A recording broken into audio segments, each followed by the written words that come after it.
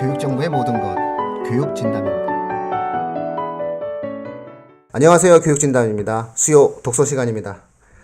오늘은 논어를 읽기 전이라는 제목의 책입니다. 정춘수 님이 지은 책이죠. 북기출판사에서 나온 책입니다. 자, 오늘도 변함없이 저를 도와주실 두 분 나왔습니다. 한 분은 독서는 세훈쌤입니다. 늘 제 옆을 지켜주시는 세훈쌤 나오셨습니다. 안녕하세요. 안녕하세요. 상현쌤 나오셨습니다. 안녕하세요. 네, 안녕하세요. 이 책 논란의 여지가 되게 많은 책인데요. 네, 이 책에 대해서 이제 굉장히 논란의 여지가 많습니다. 왜냐면 이 책을 처음에 뭐 방송을 할까 말까까지 고민할 정도로 저희가 고민을 많이 했었던 책입니다. 그래서 분명히 이제 공과가 있는 책이기 때문에 그런 부분들을 차츰 청취자분들께 말씀을 드리도록 하겠습니다. 자, 상현쌤, 이 책 어떤가요? 아이들이 좀 좋아하던가요? 아이들이 사실은 좋아하는 종류의 책은 아니죠. 이 책 같은 경우에는 또 이 다루고 있는 내용들이 조금 어려운 부분들이 있기 때문에 사실 아이들이 쉽게 읽기는 좀 어려운 책이긴 한 것 같아요. 근데 구성을 봤을 때 전체가 이제 한꺼번에 하나의 맥락으로 쭉 이어진다기보다는, 그러니까 반복해서 이 저자가 생각하는 유학이라는 학문을, 그러니까 오늘날 우리 시대에 맞게 현재화해서 이제 의미를 설명하려고 하는 부분들이 있거든요. 그래서 적어도 이제 유학이라는 게 옛날에 그냥 고리타분한 학문이 아니라 그게 오늘날에는 이런 의미로 받아들일 수 있구나, 요 정도만 이제 받아들여도 학생들에게는 아주 성공이 아닐까, 이제 그런 생각이 듭니다. 예, 이 책을 청취자분들께 간략히 소개해 드리자면요. 이 책은 천자문 다 아실 거예요. 그쵸? 천자문에서 주요 내용을 몇 개 뽑아요. 그래서 뭐 한 7개 정도, 우리가 왜 그 천자문 다 아시잖아요. 그렇죠. 응? 하늘천 따지 거무령 무로항, 그러면 이제 그 구절 하나를 이제 설명을 좀 하는데 그걸 다 설명하는 게 아니라 한 8개 정도를 현대적 시각에 맞춰서 설명을 하고요. 그 다음에 들어보신 적 있을 거예요. 동몽선습이라고. 그쵸? 네. 동몽성습이라고, 이것도 이제 한때 조선시대 때 서당의 그 초등생용 기본 교과서였죠. 이걸 또 설명을 해줘요. 이것도 한 6개 정도 좋은 내용, 동몽성습에서 이제 6개 내용 뽑아가지고 얘기를 합니다. 그 다음에 이제 자치통감이라고, 굉장히 이제 의미 있는 책이죠. 이 자치통감을 너무 긴 책이기 때문에 이거를 이제 조선시대 때 역시 줄입니다. 간략본으로. 그게 통감저료라는 내용인데, 이 통감저료에서도 또 일부를 이렇게 또 발췌를 해서 설명을 해줍니다. 예. 그런 다음에 이제 소학. 소학은 들어보셨을 거예요. 그쵸? 예, 어린이들을 그렇죠. 위한 소학. 예, 여기서도 또 몇 개 좀 뽑고요. 그 다음에 아마 내훈이라고 여자들을 위한 어떠한 그 가르침에 관련된 어떤 책들이 있을 겁니다. 그래서 요 내훈에서도 뭐 한 5개 정도 뽑고.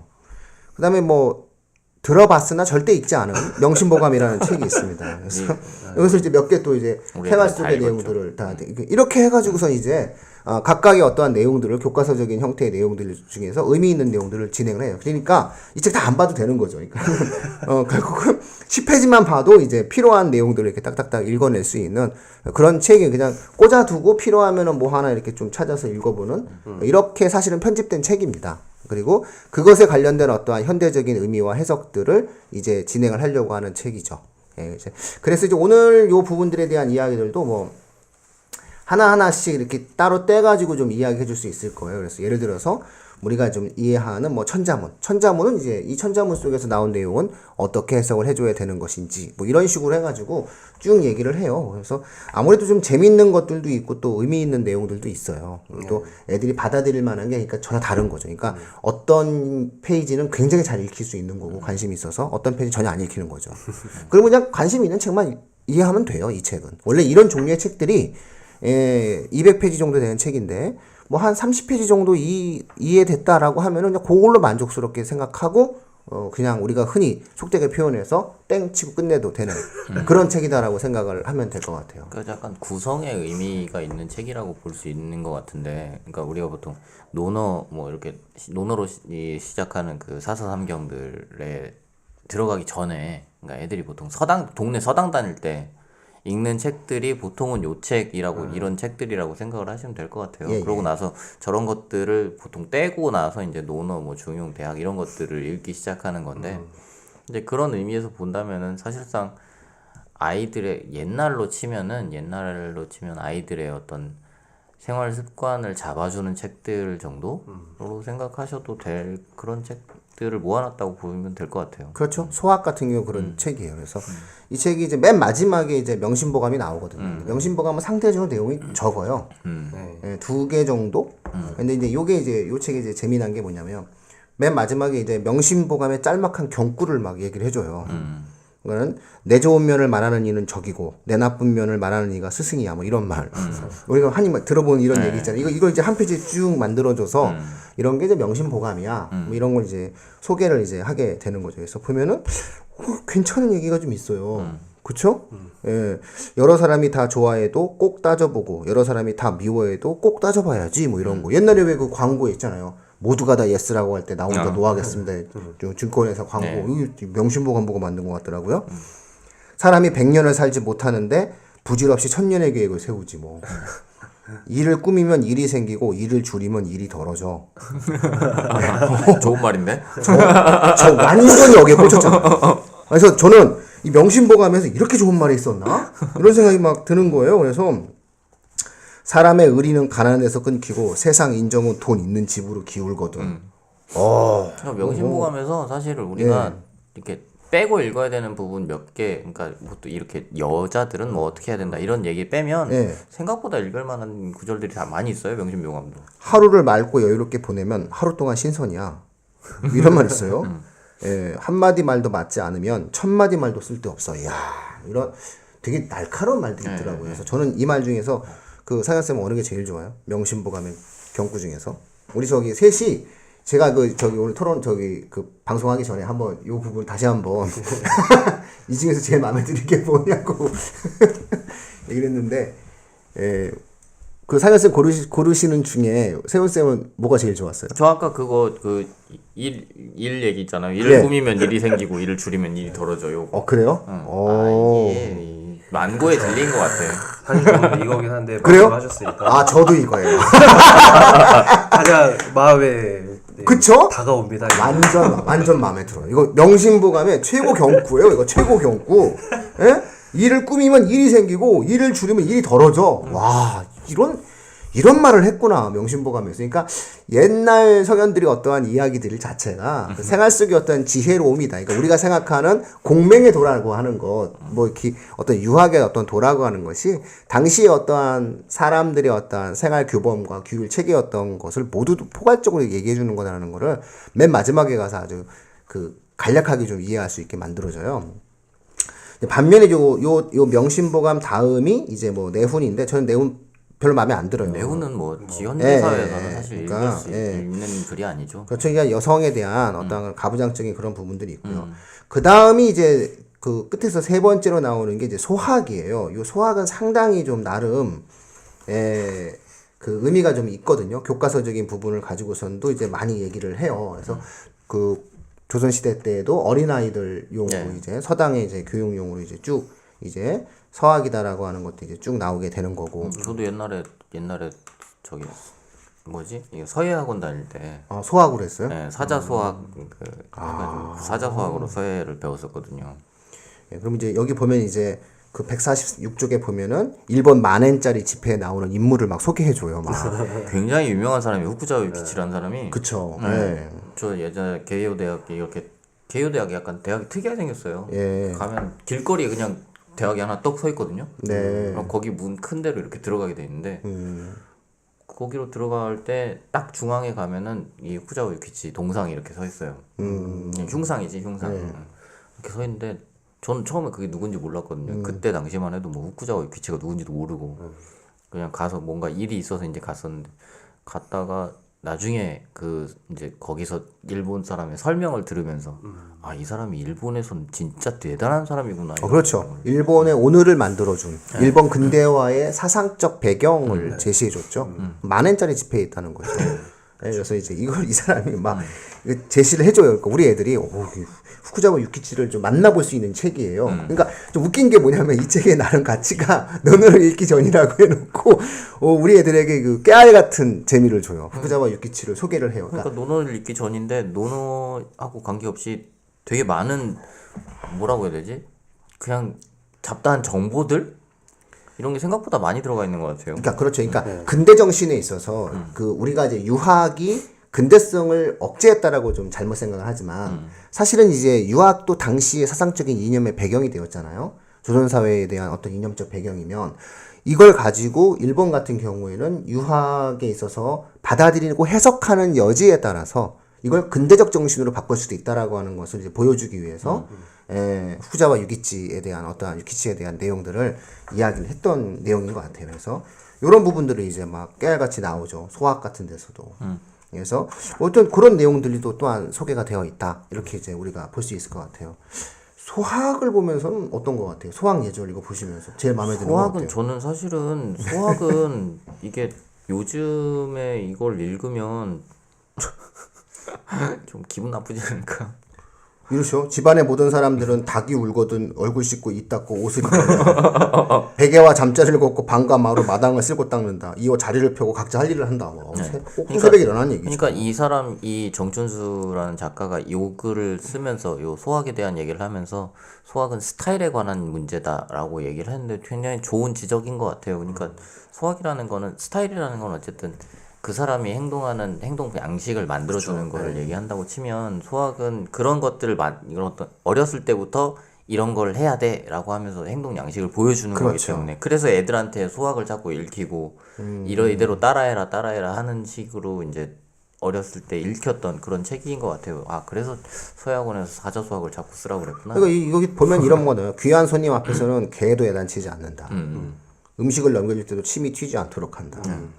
어른이 주면 나이가 어리거나 지위가 낮은 사람은 거절하지 말고 받아야 된다.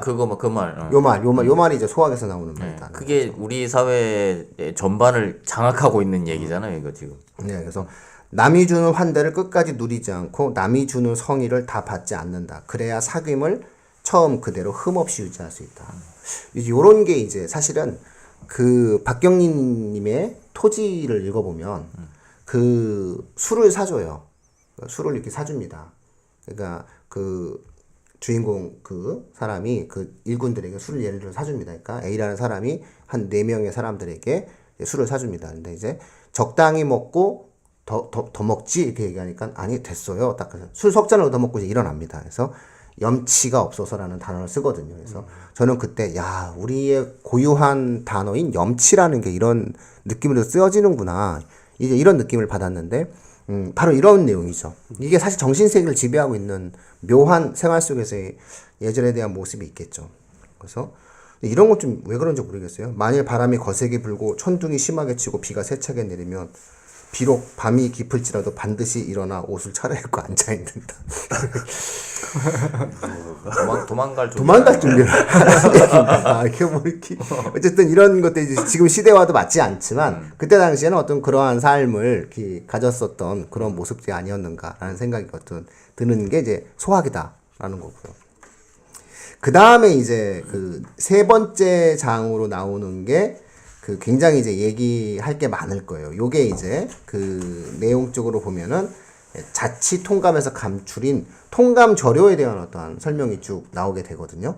여기서는 이제 한자 성어에 대한 이야기들을 되게 많이 배울 수 있어요. 그래서 한자 성어에 대해서 고사성어의 한 배경이 돼요. 그래서 순망치안 뭐 예를 들어서 이런 것들 낭중지추 그렇죠? 이런 것들 합종연행 개구후에서 이런 어떤 내용들이 다 여기서 이제 이해가 돼요. 왕후장상의 시가 따로 있는가라는 말도 사실 그 배경이 여기서 만들어지는 거예요. 그래서 요거는 아마 아이들이 재밌게 읽을 수 있을 거예요. 그래서 요 부분은 충분히 아이들이 읽으면 고전문학을 공부하거나 아니면은 국문학에 있어서의 고전 소설을 읽거나 요럴 때 굉장히 하나 의미가 있어요. 그래서 요런 부분들이 하나의 어떠한 재미난 어떠한 내용들로 아마 학생들 중에서는 요 부분을 가장 즐겁게 그냥 쭉쭉쭉 읽듯이 읽을 거예요. 왜냐면 이제 한자 성어라든가 이런 부분들을 많이 공부한 아이들은 이런 부분들이 조금 이해가 될 수 있을 테니까 요거는 되게 가치가 있어요. 다만 이제 우리가 이제 흔히 이제 한자 성어 자체가 역사적 배경을 갖는 거잖아요. 그래서 그 역사적 배경을 설명을 하는데 이제 역사적 배경을 이제 완벽하게 설명하는 게 아니니까 개인의 편차에 따라서 어려움이 있을지 모르겠으나 기본적으로 한자의 4개의 단어를 조합한 게 한자 성어가 아니라 한자 성어라는 것은 어떠한 역사 속에서 만들어진 경험과 그로부터 축적된 문화적인 공유다라고 하는 것. 언어적 공유다라고 하는 것들 그런 것들을 좀 이해할 수 있는 그런 어떠한 책이 되는 거죠. 예를 들어서 뭐 그 사면 초가다라고 하는 것은 초나라 항우가 이제 마지막에 몰렸을 때 유방이 사방에서 초나라의 노래를 갖다가 들리면서 위태로운 어떠한 항우의 처지를 상징하는 거잖아요. 그러니까 사면에서 초나라 노래가 들린다고 해가지고 그걸 액면 그대로 문자적으로 해석한다고 해가지고 그 한자 성어의 의미가 해석되는 게 아니잖아요. 그 당시에 문화적 상태, 문화적 경험에 대한 어떤 공유가 이제 일어나게 되는 거고 그런 언어적 공유가 결국은 동아시아의 어떤 언어 체계 속에서 상당히 영향을 발휘하게 되는 이런 내용들을 아마 피부적으로 와닿게 할 수 있는 책이 이제 세 번째 나온 이제 그 통감 저료에 대한 설명이 되는 것 같아요. 그래서 요거는 뭐 한 중학생, 고등학생 정도는 뭐 이 책을 사가지고 요 정도는 한번 쭉 읽어봐도 나름 재밌지 않을까 싶습니다. 그러고 난 다음에 나름 그래도 가장 많은 이제 내용들을 이제 쭉 이제 이야기하는 것 중에 하나가 이제 동몽선습이거든요. 저는 이제 이 책의 발견이 동몽선습이었어요. 그래서 이게 역사적인 형태의 내용들을 갖다가 쭉 쓴 거구나 라는 동몽선습이 역사 교과서더라고요. 그때 당시에. 그래서 이게 우리나라에서도 예전에 조선시대 때 역사 교과서가 있었는데 그게 동몽선습이다. 이런 걸 알 수 있어요. 근데 요거는 고등학생들에게 추천을 해줘요. 이 책. 요 동몽선습은. 요 부분을 이제 읽다 보면은 첫 번째 이제 62쪽에 낙호 논쟁이라고 나오거든요. 그러니까 인물성 동론이다라고 하는 게 나오는데 이게 바로 뭐냐면 사람과 동물이 같냐 다르냐 이런 부분에서 18세기에 같은 지배계층인 충청 노론 중에서 충청 노론 쪽이 사람과 동물은 다르다, 본성이 다르다 이렇게 이제 주장을 하고 이제 서울 노론 쪽에서 아니다, 사람과 동물은 본시 같다, 도덕이라고 하는 것이 그들에게도 도덕과 예의라고 하는 내면적인 내용을 만들어낼 수 있지 않느냐 뭐 이런 어떠한 내용들을 보는 이 논쟁이 이제 호락 논쟁이거든요. 이게 한 5년 전, 7년 전만 하더라도 수능 국어 제시문으로 굉장히 자주 나왔고 역사 시험에도 굉장히 많이 나왔던 주제예요. 그래서 요 주제들은 요 배경이 이제 나중에 이제 실학으로도 이어질 수 있고요. 북학파로도 연결될 수 있거든요. 그러니까 결국은 서울 노론 쪽이 북학파 쪽으로 많이 간다고 우리가 본다면 이런 쪽에 대한 내용들을 갖고 우리가 쭉 굉장히 의미 있는 내용들로 이야기할 수 있게 되고요. 그 다음에 이제 여기서 이제 음양오행이 나와요. 그래서 그 당시 어떤 해석이 되어지는 음양오행론이 나오고 그 음양오행론이 결국은 성리학적인 세계관, 유학의 이제 세계를 이제 만들어진다. 뭐 설명한 거 태극기 원리 이렇게 나오게 되면서 조금 어렵지만 고등학생들 정도가 아마 이 부분을 읽으면은 좀 이렇게 배경적인 부분, 그러니까 그런 쪽에 대한 어떤 배경을 좀 이해할 수 있지 않을까 뭐 이런 어떤 생각이 좀 들었어요. 음양오행은 이제 저는 학생들에게 얘기할 때 간단하게 그 설명하거든요. 달력을 봐라. 일요일 오늘 토요일이잖아요. 네. 오늘 토요일이고 내일 일요일이고 월요일이잖아요. 그러니까 일월 일이 양, 월이 이렇게 되잖아요. 그래서 이 세상의 모든 양의 기운을 합친 것의 결정판이 해. 이 세상의 모든 음의 기운을 합친 것이 달이거든요. 그래서 일요일, 월요일. 그 다음에 뭐가 있죠? 화, 수, 목, 금, 토가 있잖아요. 그래서 화요일, 수요일, 목요일, 금요일, 토요일이 오행이에요. 화는 불, 수는 물, 목은 나무, 금은 금속, 토는 흙. 그래서 이 오행이 우주 만물의 재료예요. 그러니까 우리가 이제 흔히 이야기하는 화학에서 얘기하면 원소 개념으로 보는 거죠. 그래서 동양 세계의 모든 세계관은 이 오행으로 만들어진다는 거예요. 이 세상의 물건들이. 그러니까 예를 들어서 도자기는 흙을 물과 만나서 열을 가하면 만들어지는 게 도자기다. 이런 식으로. 그러다 보면은 이 오행 중에서 상생의 관계가 만들어지고요. 그 다음에 상극의 관계가 만들어지는 거죠. 이 궁합 보는 원리가 이거예요. 그렇죠. 예, 그래서 이제 이런 어떤 음양오행으로 세상을 설명한다. 그래서 이런 것들도 이제 우리가 동몽선습에서 나오게 되는 부분이고요. 네네. 그 다음에 이제 가장 양이 많은 게 이제 천자문이에요. 예, 그래서 천자문에 관련된 내용들도 이제 쭉 나오면서 우리가 생각하는 거 외로 천자문에 대한 어떠한 내용들, 이제 의미들, 이제 도덕적인 부분들이 이제 쭉 나온다.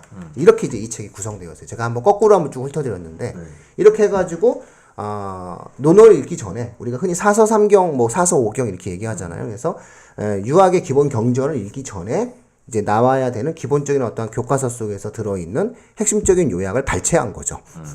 예, 그래서 요 책의 어떤 내용들 그런 의미가 있어요. 그러다 보니까 학생들이 이제 이 책을 읽고 나름 이제 의미 부여를 이제 할 수 있는 거죠. 그러니까 결국 이 책 자체를 갖고 뭔가를 얻기보다는 부분을 통해서 얻어지는 약간의 어떤 넓은 지식의 어떠한 확장이 뭐 국어라든가 기타의 어떤 과목들을 이해하는 저는 배경이란 말 되게 싫어하지만 배경적인 형태의 지식으로서 조금 의미 있는 결과를 가져올 수 있는 책이긴 하다. 왜냐면 어차피 다 읽지 않을 테니까 애들이. 그렇잖아요. 요즘에 언제 천자문을 읽고 언제 동몽 선습이 뭔 말이에요. 그죠? 그리고 자치통감 이거 되게 길어요. 이거 이제 전공자들도 읽기 쉽고 뭐 이거 어려운 거고 명심보감도 이거 1년 동안 저희가 애들이 읽히려고 해가지고선 진짜 힘들게 읽힌 책이잖아요. 네. 되게 잘 읽어요. 네. 이러니까 내용이 이제 괜찮은 내용들이 좀 있잖아요. 그래서 이렇게 이제 하다 보니 이제 이런 것들에 관련된 내용들을 이제 좀 발췌 요약본이다. 이 책은 그런 식의 어떤 이해들을 좀 하면 되지 않을까 싶습니다. 어떻게 이 책 읽히실 거예요 이제? 저는 나쁘지 않을 것 같다는 생각이 또 드는데, 그러니까 이제 발췌를 할 필요가 있고, 그다음에 좋은 가이드가 있으면 이런 책들을 한 권 정도 읽어보는 것도 나쁘지 않겠다는 생각이 있어요. 그러니까 이런 책을 접할 기회가 없어요, 우리가 사실은.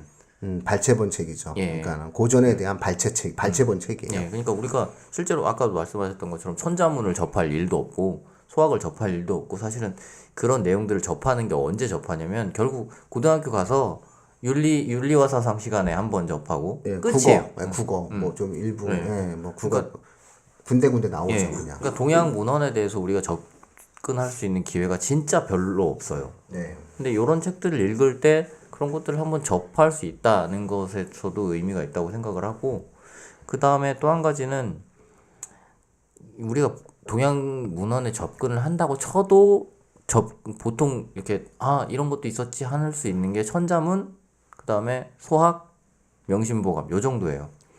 그 중에서도 명심보감은 어쨌든 분량이 되게 적은 편이기 때문에 그냥 아이들이 읽어도 상관없는 책이기도 하고, 근데 천자문은 그 담고 있는 내용 자체가 워낙에 방대한 내용인데 그걸 천자에다 담아놓은 거라고 해서 이제 막 처음에 한자 배울 때 애들한테 천자문 처음에 시작하는데 그거 여기 책에서도 나오지만 조선 후기에 천자문을 애들한테 가르치는 게 말이 되냐 이렇게 비판을 한 경우도 있단 말이에요.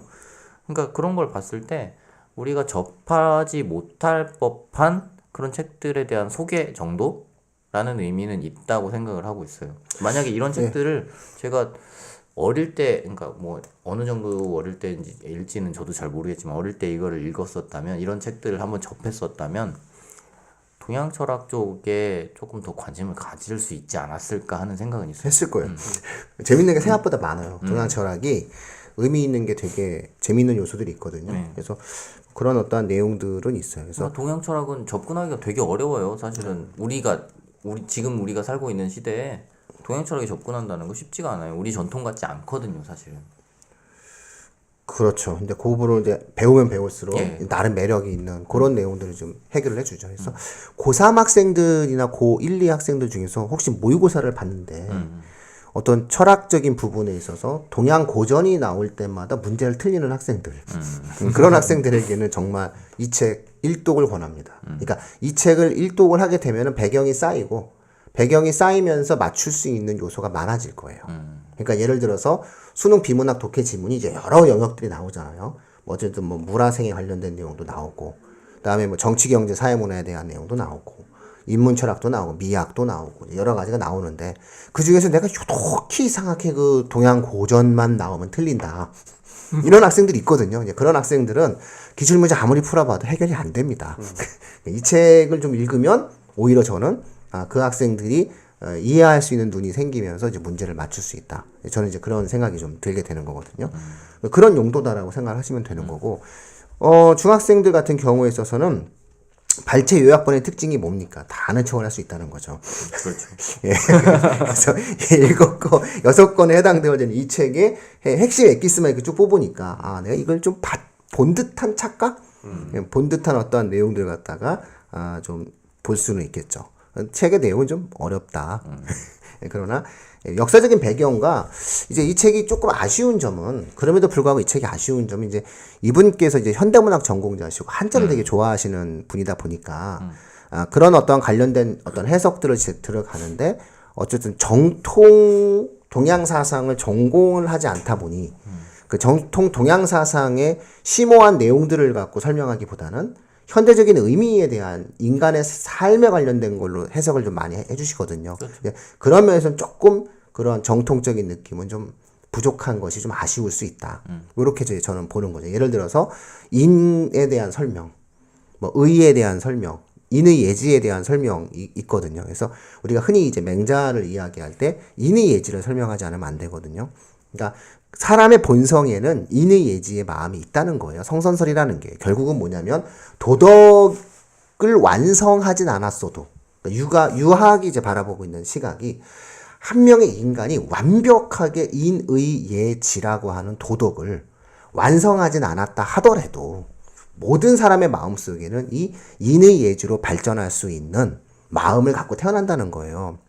그러니까 처음서부터 성인의 도를 갖고 태어나는 것이 아니라 그 성인의 도로 발전할 수 있는 4가지의 단서를 갖고 태어난다고 하는 거거든요.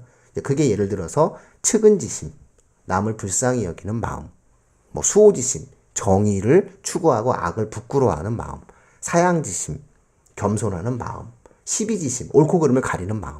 그러니까 사람은 누구나 이제 이런 마음들이 있다. 이런 마음들이 성장하면 인의 예지의 덕이 된다. 뭐 이런 식의 어떤 내용들이 있는데 이런 게 가장 기초적인 설명이거든요. 조금 그런 부분들이 좀 이루어졌었으면은 더욱 어려워서 안 받겠죠. 네, 그래서 저희가 방송에서 해주는 거예요. 이런 것도 있다. 동양 철학의 가장 기본적인 줄기로 이런 부분들을 볼 수 있다. 이렇게 이제 이야기할 수 있을 것 같아요.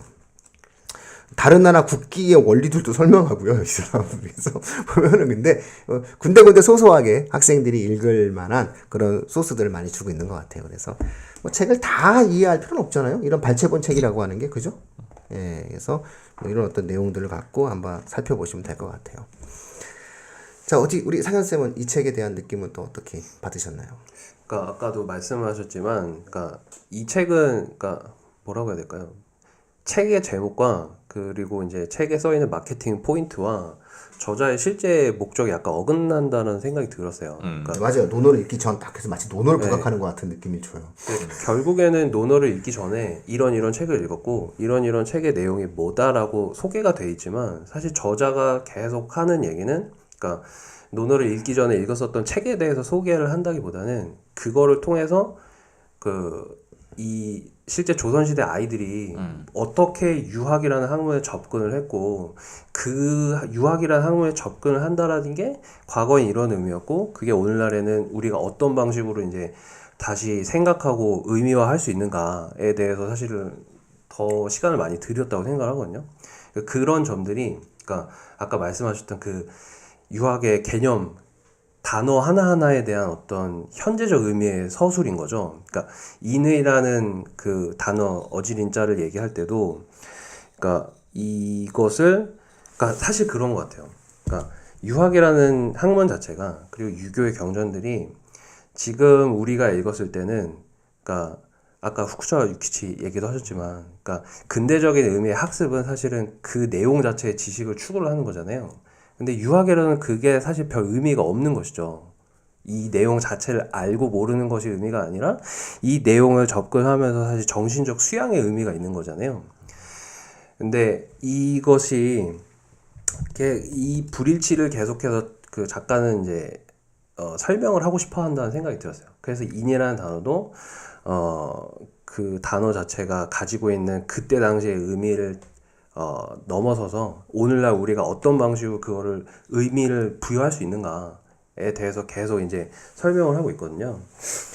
도덕이라는 것도 기억이 나는 게 이때 당시에 도덕적인 가치들이 지금은 사실 비도덕적이나 오히려 아까 뭐 여자 뭐 암탉은 울지 말아야 된다 뭐 이런 얘기도 있고 사실은 뭐 그 프랑스 뭐 근대 이후에 나폴레옹 이후에 뭐 얘기를 하면서 근대 이후에 이제 그 국민 국가에서 생겨난 어떤 그 규범들이 오히려 우리에게 도덕적으로 내재화되어 있다 뭐 이런 얘기를 하고 있거든요. 그러니까 계속해서 이때 당시에 어떤 가치를 그냥 일반적으로 그냥 학습하는 것에 그치는 것이 아니라 이거를 계속 오늘날 우리가 이런 방식으로 재사유하고 다시 생각하고 의미를 다시 정립하는 게 오히려 이제 유학이라는 학문을 오늘날 추구하는 방식이다라고 계속 얘기를 하는 것 같아요. 근데 사실 그게 어렵게 느껴지죠. 네, 그렇죠. 그게 어렵게 느껴지죠. 유학의 현대적 가치를 얘기하고 싶어요. 그런데 이제 그걸 대놓고 얘기를 못하는 듯한 느낌. 오히려 뭐 공자가 죽어야 나라가 산다. 한때 이런 책이 있었잖아요. 네. 그러니까 공자가 살아야 나라가 산다. 이런 책을 하면서 그 새로운 또 반대책도 나왔었거든요. 그런 것처럼 이제 이분은 그 입장인 거죠. 유학이 갖고 있는 현대적 의미를 다시 재해석하면 가치가 있다는 쪽을 좀 밝히고 싶으신 것 같은데 대놓고 얘기는 안 하세요. 그걸 군데군데 행간 속에서 얘기하다 보니까 책의 내용들이 조금 학생들이 보기에는 재미가 없거나 어려워할 수 있는데 근데 사실은 부분을 발췌하면서 글을 썼기 때문에 어쩔 수가 없어요. 그냥 이 책은 그 본인이 그러한 생각을 한다 하더라도 지극히 부분적일 수밖에 없을 거예요. 왜냐면 내용 자체를 갖다가 아예 다 해설하는 게 아니라 동문선수에서 진짜 어찌 보면 진짜 수박 겉핥기죠. 수박 겉핥기 제대로 수박 겉핥기를 해주는 책이기 때문에 어찌 본다면은 조선시대 안내서 정도거든요. 이게 조선시대 교과서 안내서, 서당 안내서 이런 인문 안내서 이런 거기 때문에 소개서 정도가 되는 거거든요. 그래서 그런 가치로 우리도 지금 이거를 그냥 가볍게 보면 좋을 것 같아요. 아까 말씀드리다 제가 약간 맥락에서 벗어났는데, 그러니까 어질인자를 설명하면서 사실 말 자체의 의미가 이제 너그러움이나 인자함 이런 얘기잖아요. 근데 저자는 거기서 덧붙여서 얘기하는 게, 그러니까 이 인이라는 단어가 어떤 사람다움 그 자체다라고 의미를 확장해서 설명을 하는 거죠. 근데 사람다웠다 혹은 인간의 어떤 가치라고 했을 때 그건 시대별로 변화하기 마련이고, 이 저자는 그렇다면 오늘날의 인이라는 개념이 무엇인가를 독자들이 생각하기를 원하는 것 같아요. 그게 사실 인에 대한 올바른 해석이에요. 철학적으로. 그런 의미를 계속 반복해서 강조를 하고 그러니까 옳은 해석을 하면 힘들어요. 근데 그게 인이에요. 그러니까 인이라고 하는 게 유학에서는 사람다움을 말해요. 그러니까 사람이 왜 사람이냐? 인을 갖고 있으니까 사람이다. 인이 없다? 사람이 아니다. 그래서 뭐 대인과 소인을 나누는 기준도 인을 알고 있으면 대인이고 인을 모르는 자는 소인배다. 이렇게 얘기를 하게 되는 거거든요. 그래서 우리가 흔히 이제 이야기하는 그 과정들 속에서도 사람들 사이에서도 군자라고 하는 그런 말을 이제 공자가 사용할 때 군자가 뭐냐? 인을 알고 의를 실현하는 사람이다. 이제 이렇게 이야기하거든요. 그래서 사람다움이다. 그럼 이제 이 사람이 얘기하는 거죠. 그럼 오늘날 사람다움은 뭐냐? 예, 텔레비에 나오는 사람들처럼 행동 안 하면 될 것 같아요. 요즘 텔레비에 자주 회자되는 분들, 그런 분들과 다른 행동을 하면 될 것 같아요. 예, 정치인 쪽 뭐 그 몇 분들 뭐 그런 것들 하여튼 다 이쪽에서는 뭐 우리 그 안시성을 가지신 분, 저쪽에서 이시성을 가지신 분 이런 분들 이런 책 안 하면 되는 거죠. 그게 이제 인에 대한 아름다움을 갖고 있는 것 같아요. 그래서 인간다움이다라고 하는 것들은 이제 고민을 하게 하는 거죠, 이분. 그렇죠. 어쨌든 이 책의 최고 하이라이트는 일을 꾸미면 일이 생기고 일을 줄이면 일이 떨어진다는 명심보감의 경구입니다. 이거 정말 최고 매력적인. 이거 핸드폰 이거 앞에다가 해놓고 싶어 이거. 응? 일을 꾸미면 일이 생기고 일을 줄이면 일이 떨어진다. 그러니까 굉장히 단순하고 비본질적인 것에 헤매이지 마라. 이런 거거든요. 그래서 제가 항상 이제 얘기할 때도 쓸데없는 거 신경 쓰지 마라. 중요한 건 애들한테 책을 읽히는 거다. 제발 이런 책, 눈을 읽기 전 이런 거 선정하면 안 된다. 그 수강생이 떨어진다. 제발.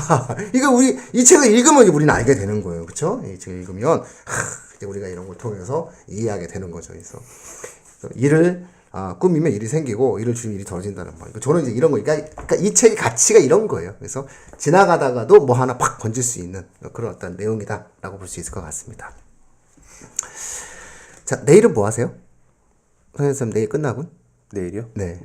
내일 수업 끝나고요? 네. 귀가를 하겠죠. 기가 주로 주말에 뭐 하십니까? 수업하시고 난 다음에 집에 가서 수업에 집에 가면은 잘 시간입니다. 네, 뭐 재정비를 하고 네. TV를 보고 TV를 보고. 세훈 선생님은 뭐 집에 가시면 뭐 하십니까? 저 요새 토지 읽고 있어요. 아, 사람이 맨날 책만 보고 그러면 힘들어서. 7권 읽고 있습니다. 7권. 좀처럼 요즘 책을 못 읽는. 그래요? 어느 판으로 읽고 있어요? 토지 한 번 빠지면 그 헤어나지 못해요. 그게 출판사가 어디더라? 지금 최근에 토지 나온 출판사 하나밖에 없어요. 그렇죠. 이게 단행본으로 된 거. 그 예전에 그거 곽경리님 돌아가시기 전에 홈쇼핑에서 내가 잘 샀지 그걸. 네? 아니 저는 저기 전자책으로 사가지고. 전자책이요? 네. 눈 나빠져요. 전자책 모르시는구나. 아 진짜. 왜요? 종이 표지랑 똑같아요. 그래요? 우리가 태블릿으로 읽는 거랑 달라요. 전자책이요? 네. 나 전자책 있어요. 아니 그게 전자책 기기가 따로 있어요. 그 기기 있어 나. 그러니까. 예. 그뭐 3개나 샀는데 친구가 사라고 그래가지고. 뭘 사신 거예요? 그래요? 네. 아. 그래서 그걸로 요새 읽고 있는데. 어디 독서의 향기를 느끼셔야지 어떻게 책의 향기를 느끼지 않고 어떻게 전자북으로 하긴 또 시대의 트렌드인가요 그게? 아니 그러니까 그거를 다 갖고 있기엔 너무 분량도 많고 그것뿐만 아니라 이제 거기서 나오는 막 문학 전집 같은 거 있잖아요. 막 100권짜리, 180권 이런 거. 이런 걸 그냥 하나에다 다 묶어갖고 들고 다닐 수 있으니까. 다 읽고 싶은 책들이 그때그때 달라지잖아요. 이제 그런 걸 이제 보는 거죠. 근데 요새 이제 어쨌든 토지를 읽고 있는데, 잘 모르겠어요. 이게 이렇게 막 사람들이 막 되게 대단한 책이라고 그러고 논문도 찾아보면 되게 많아요. 토지에 네. 관한 논문도. 그리고 영화된 적도 있고 드라마는 두 뭐 번이나 엄청나게 나오고. 됐죠. 그래서 이걸 그렇게 했는데 사실상 그런 식으로 표현할 수 없는 것들이 너무 많다는 생각이 있어서 이 책이 그래서 이 토지 같은 책들은 정말 사람들이 조금 힘이 들지만 한번 도전해서 읽어볼 만한 책이라는 생각을 요새 계속하면서 읽고 있어요. 네, 하여튼 뭐 저는 소설 좀 좋아하진 않지만 제가 유일하게 본 소설이 태백산맥 뭐 이런 종류와 더불어 토지거든요. 뭐그 긴 거 봤으니까 이제 안 봐도 된다는 생각으로 토지를 보는데 정말 재밌었어요. 정말 재미있고 뭐랄까 한국인의 어떤 정서적인 느낌이 그대로 공유되어지는 같은 그런 느낌이 좀 들었던 것 같아요. 갑자기 왜 논을 읽기 전 하다가 어쨌든 뭐 토지 얘기를 요즘 또 거기 감화된 것 네, 같아가지고 요즘 토지를 읽고 있다. 뭔가 이렇게 열심히 좀 하시길래 오늘 보니까는 논을 읽기 전에 읽은 게 아니라 토지를 보고 있었습니다. 저는 TV 본다고 그랬는데 참. 사실은 전 게임합니다. 그래서 요즘 눈이 나빠졌어요. 게임 때문에. 이게 안 돼. 애들 시키면 안 되겠어요. 내가 해보니까 역시 핸드폰 게임은 하면 안 됩니다. 자, 오늘도 역시 변함없이 나와주셔서 감사하고요. 이 책은 청취자분들께서 그런 식으로 활용해 주시면 좋다라는 말씀을 드립니다. 그래서 학년에 대한 이야기를 좀 해드린다면 중학교 3학년 좀 상위권 학생들 그리고 고등학생들 특히나 동양적인 부분에 관련된 동양 고전에 좀 취약하다라고 생각드는 학생들 그런 학생들에게는 좀 일독을 권한다. 이렇게 우리가 볼 수 있을 것 같고요.